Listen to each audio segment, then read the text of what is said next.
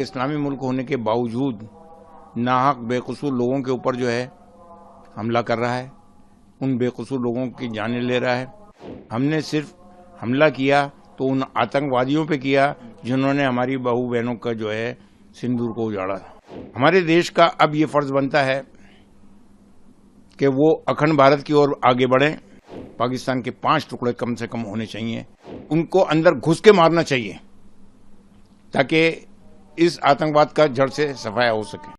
पाकिस्तान की फौज डर चुकी है, ठिकानों से भागने लगी है और सांसद ने शरीफ को बुजदिल भी कहा है, क्या कुछ कहना चाहिए? बिल्कुल सही कहा है उसने बुजदिल, क्यों कि वो आसिम मुनीर जो उनका कमांडर इन चीफ है उसके हाथों की कठपुतली बना हुआ है और उसके पास में कोई विल पावर नहीं है। हमारे प्रधानमंत्री की विल पावर है जिसकी वजह से हमने अंदर घुस करके उनको मारा है, मुंह तोड़ जवाब दिया है और अखंड भारत की तरफ हमने एक कदम और आगे बढ़ाया है। भारतीय सूचना प्रसारण मंत्रालय ने गानों पर और जिस तरह के पॉडकास्ट जारी होते हैं उन पर भी रोक लगा दी है पाकिस्तान के। ये बहुत पहले हो जाना चाहिए था, अब लगाई है, बहुत अच्छा किया है, इसके लिए हम बधाई देते हैं हमारे मंत्रालय को। देखिए, भारत ने पहलगाम का जो बदला लेने की कोशिश की और लिया और हमारी उन बहू बेटियों को इनके मांग का सिंदूर उजाड़ा गया था, उसी को आधार बना करके हमलावर हुए और जो आतंकी थे उनको अपने अंजाम तक पहुंचाया।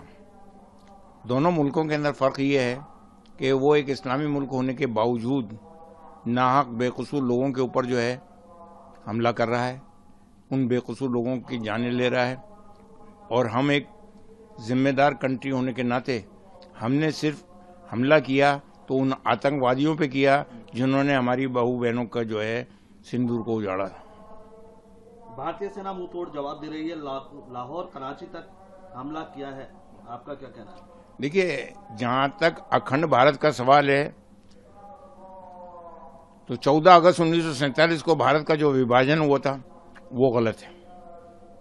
इसके ऊपर कई किताबें लिखी जा चुकी हैं, कई लोगों के, जिम्मेदार लोगों के जो हैं नेताओं के बयान भी आ चुके हैं।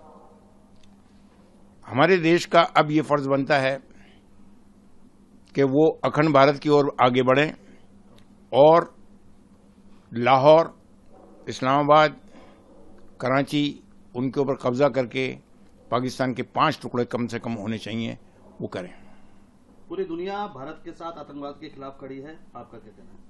देखिए, भारत के साथ इसलिए खड़ी है कि हमारे देश का नेतृत्व जो है ऐसे विदेश मंत्री के हाथ में है कि जिन्होंने अदर कंट्रीज के विदेश मंत्रियों से, प्रेसिडेंटों से राब्ता कायम करके वस्तुस्थिति से उनको अवगत कराया और इसके साथ साथ हमारे जो एनएसए के जो चीफ हैं श्री अजीत डोभाल साहब, उनका नेतृत्व जो है वो भी इसके अंदर काम आ रहा है।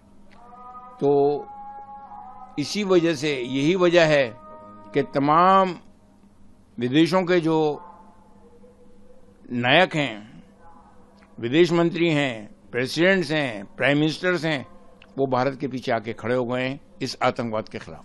क्या भारत को अब आतंकवाद के खिलाफ निर्णायक जंग लड़नी चाहिए? बिल्कुल लड़नी चाहिए निर्णायक जंग, और उनको अंदर घुस के मारना चाहिए ताकि इस आतंकवाद का जड़ से सफाया हो सके। भारत की जनता से क्या अपील करना चाहिए? भारत की जनता जो से अपील ये है कि वो इस मौके के ऊपर हमारे फौजियों के साथ में रहें, कंधे से कंधा मिला करके उनका साथ दें और देश की जो सरकार है उसका साथ दें और उसके हाँ में हाँ मिलाते हुए अपने बयानात को जो है रखें और कोई ऐसी बात पैदा ना करें जिससे वस्तुस्थिति बिगड़े। भारत ने 4 बार पाक को रौंदा है, टुकड़े भी किए हैं, फिर भी नहीं सुधर रहा पाकिस्तान। अब अगर 5 टुकड़े हो जाते हैं तो वो अपने आप सुधर जाएगा। उसकी फौजियों को भी अकल आ जाएगी कि हमने हराम का कितना खाया है और हलाल का कितना खाएंगे। 2 महिला कमांडर व्योमिका सिंह और कर्नल सूफिया कुरैशी, कमान उनके हाथों में है। ये नारी शक्ति का जो है एक उदाहरण है देशवासियों के सामने कि उन्होंने विदेश में जाकर अंदर घुस करके उनको मारा है, तमाम आतंकवादियों को, और उन माँ बहनों के सिंदूर जिनका उजाड़ा था, उनको सच्ची श्रद्धांजलि अर्पित की है उन आतंकवादियों को मार करके। पाकिस्तान द्वारा दागी गई हर मिसाइल को बेअसर किया है भारत ने। आगे भी वो बेअसर करता रहेगा। उनके पास है क्या? हमारा डिफेंस सिस्टम जो है वो इतना मजबूत है कि वो भारत के किसी भी इलाके से भारत के ऊपर हमला करने की कोशिश करे, वो कामयाब नहीं हो सकता। और इसकी मिसाल अभी आपको सामने दिखा दी गई है। भारत के ऑपरेशन सिंदूर के बाद पाकिस्तान ने अंतर्राष्ट्रीय भागीदारों से अब ऋण मांगना शुरू कर दिया। आर्थिक स्थिति खराब हो चुकी है पाकिस्तान की। भाई, जिस तरह से दरगाहों के ऊपर जाकर के लोग भीख मांगते हैं, इस तरह से वो अगर भीख मांग रहा है कटोरा लेकर के, तो ये किसकी बदनामी है? उसकी खुद की वो बदनामी कर रहा है। As a prime minister, commander in chief खुद अपनी बदनामी करवा रहा है अपने प्राइम मिनिस्टर के द्वारा। 50 ड्रोन, डिफेंस सिस्टम और 8 मिसाइलें और लड़ाकू विमान भारत ने गिरा दिए पाकिस्तान। ये तो बहुत कम है।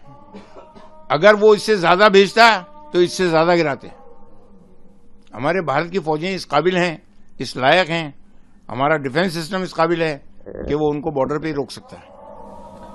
पाकिस्तान की फौज अब डर चुकी है, ठिकानों से भागने लगी और जो वहां के पाकिस्तान के सांसद हैं उन्होंने शरीफ को बुजदिल भी कह दिया है। बिल्कुल सही कहा है, बिल्कुल सही कहा है कि उसके पास में क्या है नॉलेज मिलिट्री की? कुछ नहीं है। वो सिर्फ एक कठपुतली की तरह से प्राइम मिनिस्टर के ऐसे से बैठा हुआ है